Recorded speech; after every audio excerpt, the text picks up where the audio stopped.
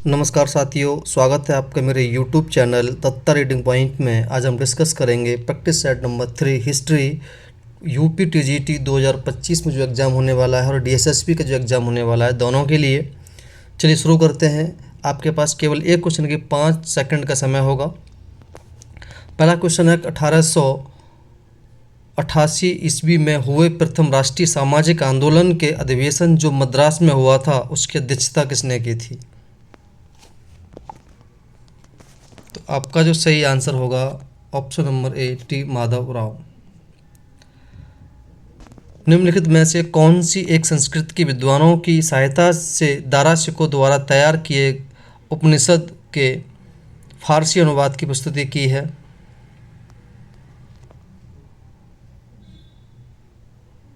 सही आंसर होगा option number ए, सिर ए अकबरी। इसको सिर ए सरलाल भी कहते हैं। अकबर ने फरजंद की उपाधि किसे दी? फरजंद की उपाधि राजा मानसिंह को दी गई थी। निम्न में अजंता की किस गुफा में मराड़ासन राजकुमारी का दृश्य अंकित है? कौन सी नंबर की गुफा है वो? ये गुफा नंबर 16 है, ऑप्शन नंबर डी। कांग्रेस ने मुस्लिमों के लिए पृथक निर्वाचन मंडल को स्वीकार किया। लखनऊ समझौता में, लाहौर समझौता, सिमला समझौता, पूना समझौता। तो ये लखनऊ समझौता जो हुआ था उसमें ये स्वीकार किया गया। सुल्तानगढ़ी किसका मकबरा है? तो ये मकबरा है option number D, Nasiruddin Mahmud का। वखर है, वखर का मतलब होता है कि इतिहास रचना का वर्णनात्मक साधन वखर के नाम से जाना जाता है। दाराशिकों को मुल्हिद किसने कहा था? तो ये कहा गया था ऑप्शन नंबर ए, औरंगजेब द्वारा। दक्षिणी भारत में स्थित निम्नलिखित स्तूप अवशेषों में दशरथ जातक का शिल्पांकन प्राप्त हुआ है। तो ये हुआ है नागार्जुन कोंडा से। अगला है, निम्न में से किसके प्रयासों द्वारा मद्रास प्रेसिडेंसी में देवदासी प्रथा का उन्मूलन हुआ?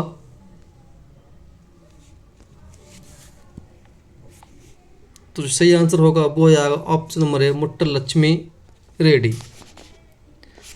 वोट देने का एक अधिकार है, इसे संवैधानिक अधिकार कहा जाता है कि ये संवैधानिक अधिकार है। सर्व कर किस पर लागू होता था?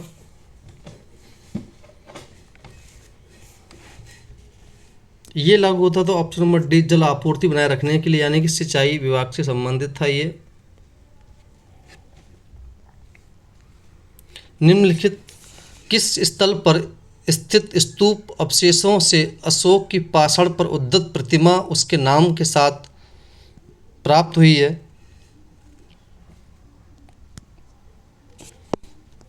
ये कनगनहल्ली से प्राप्त हुई है। किस शासक ने विचार दिया कि राज्य वास्तव में एक इस्लामी राज्य नहीं हो सकता?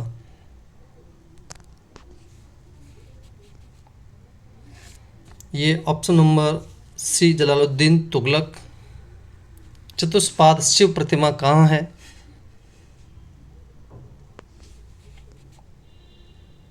तो ये प्रतिमा है ऑप्शन नंबर डी, खजुराहो। वह कौन सा ग्रंथ है जिसमें बुद्ध की कुशीनगर की अंतिम यात्रा का वर्णन है?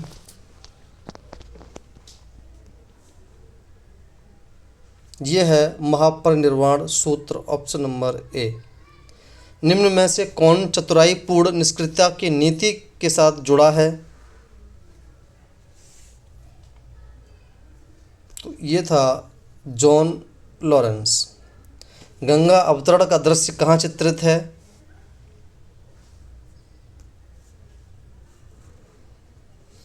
यह मामल्लपुरम में स्थित है। महावीर जैन ने किस भाषा में अपना प्रवचन दिया?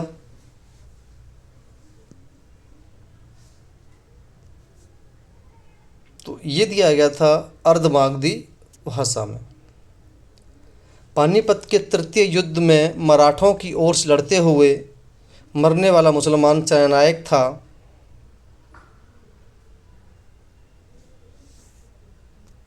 Option number A Ibrahim Khan Gardi. Arya Samaj की स्थापना कहाँ पर हुई थी? तो ये मुंबई में। 1857 में अंग्रेज़ों के विरुद्ध जिहाद का प्रचार किसने किया?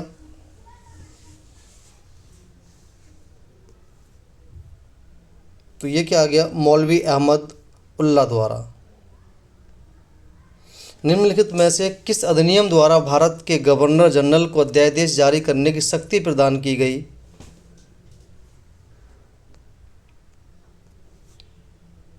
तो सही आंसर होगा ऑप्शन नंबर बी, भारतीय परिषद अधिनियम 1861। उस गुप्त और बाकाटक रानी का नाम उल्लेखित कीजिए जिसने अनुदान स्वरूप भूमि दी थी।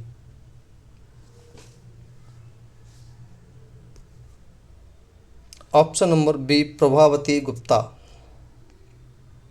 जवाबी थे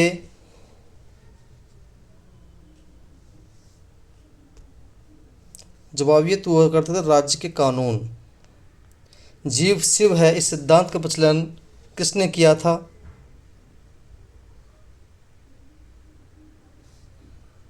ये किया गया रामकृष्ण परमहंस द्वारा। जिल अल्लाह को राजधिकार संबंध अवधारणा है, किससे संबंधित है? इसका संबंध बलबन से है। सुभाष चंद्र बोस के त्यागपत्र के बाद भारत राष्ट्रीय कांग्रेस का अध्यक्ष किसे बनाया गया?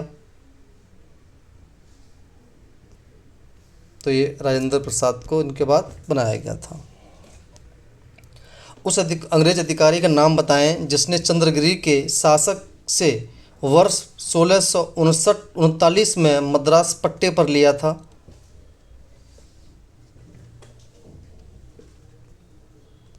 Option number B, Francis day.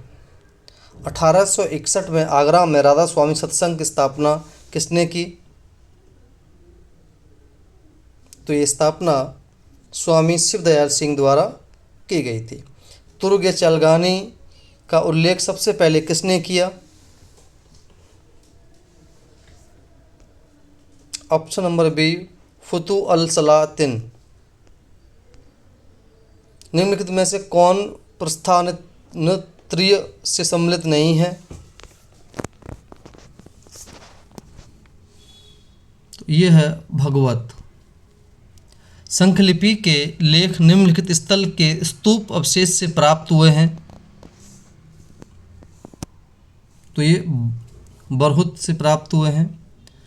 निम्नलिखित में कौन सा बंदरगाह पोडू के नाम से दी परिपल्स ऑफ द एरिथ्रियन सी के लेखक को ज्ञात था? अरिका मोडू। निम्नलिखित में से किसने धर्म महाराजा की उपाधि धारण की थी जिसका औचित्य उसके द्वारा अश्वमेध सहित उनके वैदिक यज्ञों को संपादित करने से सिद्ध होता है?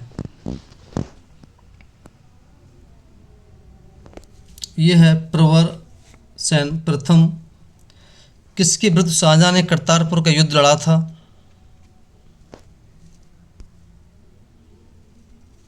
सही आंसर होगा ऑप्शन नंबर सी, गुरु हरगोविंद सिंह।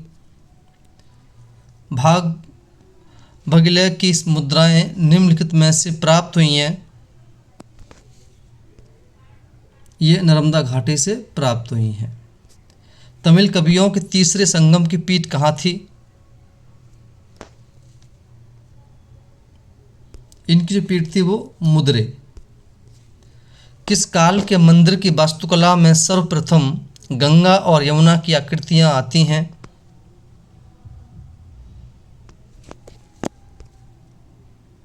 तो ये गुप्त काल में।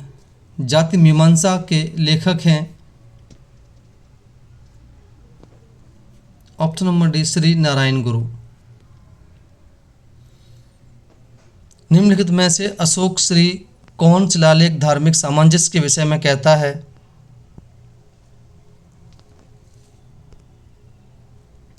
ये 12वें शिलालेख की बात करता है।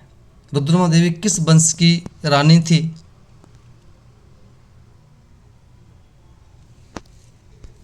ये वारंगल के काकती वंश की रानी थी, जिसने प्रतापरुद्रदेव बनकर 33 साल तक शासन किया, पुरुष बनकर। निम्नलिखित में से कौन चोल वंश का राजस्व अधिकारी था? तो ये है भरतपुतग कर्णक। निम्नलिखित संतों में से किसे उसके अनुयायी विष्णु का अवतार मानते हैं? तो चैतन्य को माना जाता है। वेसिन की संधि 1802 किन दो राज्यों के बीच या किन दो के बीच हुई थी?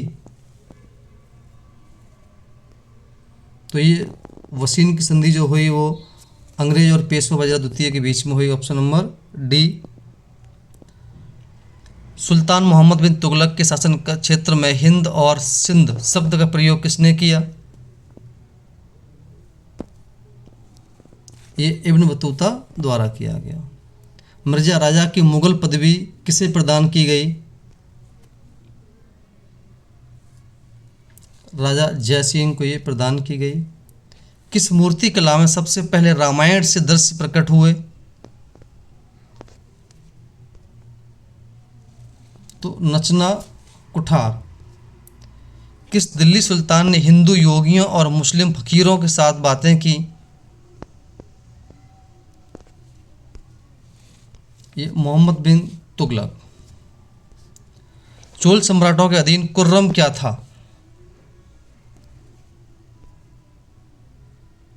कुछ ग्रामों का समूह। वह कौन सा प्रथम राज्य था जिसके विरुद्ध अलाउद्दीन खिलजी ने हमले की शुरुआत की? तो ये रणथंभौर। Option number B. निम्न में कौन भारतीय राष्ट्रीय कांग्रेस के स्थापना अधिवेशन में उपस्थित नहीं हुआ था?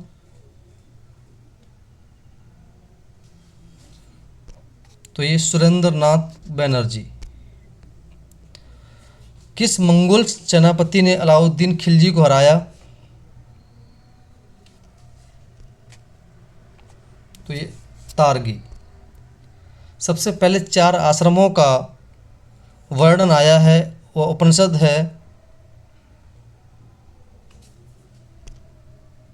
जाबलून उपनिषद में 4 वर्णनों का जिक्र किया गया है। नादिर शाह द्वारा बंदी बनाया गया मुगल बादशाह कौन था? यह था मोहम्मद शैसर रंगीला के नाम से भी जानते हैं। एनी बेसेंट द्वारा प्रारंभ किए गए स्वराज शासन आंदोलन का लक्ष्य क्या था?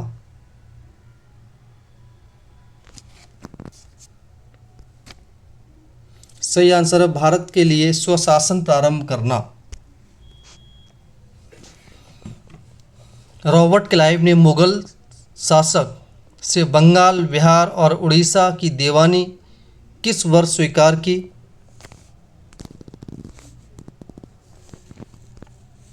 सही आंसर 1765। Option number B. वली और अमीर के पदों को किसने पृथक किया?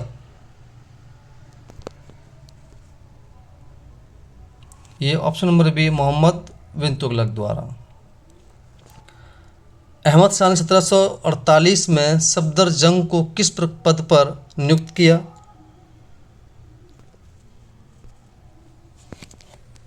ऑप्शन नंबर ए साम्राज्य का वजीर। निम्न में से कौन सा केंद्र भारत में डच वाणिज्यिक केंद्र नहीं था? ऑप्शन नंबर ए हुगली। दिल्ली की प्रसिद्ध जामा मस्जिद का निर्माण इनमें से किसने कराया? आप सभी जानते हैं कि शाहजहां ने इसका निर्माण कराया था।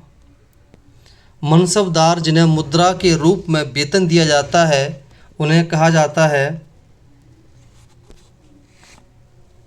उन्हें अमीर के नाम से जानते थे। औरंगजेब के समय अमीन संग्रह करता था। तो ये जजिया कर संग्रह करता था। तो ये हमारा प्रैक्टिस सेट नंबर हिस्ट्री का 3 था, जो कि DSSB, UPTGT या अन्य परीक्षाओं के लिए बहुत उपयोगी है। कितने क्वेश्चन आपके अटैम्प्ट सही हुए हैं कमेंट बॉक्स ज़रूर बताएं।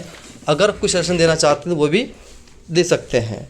वीडियो को लाइक करें, सब्सक्राइब करें और अपने दोस्तों में शेयर कर सकें ताकि उनको भी वीडियोस मिल सकें। धन्यवाद।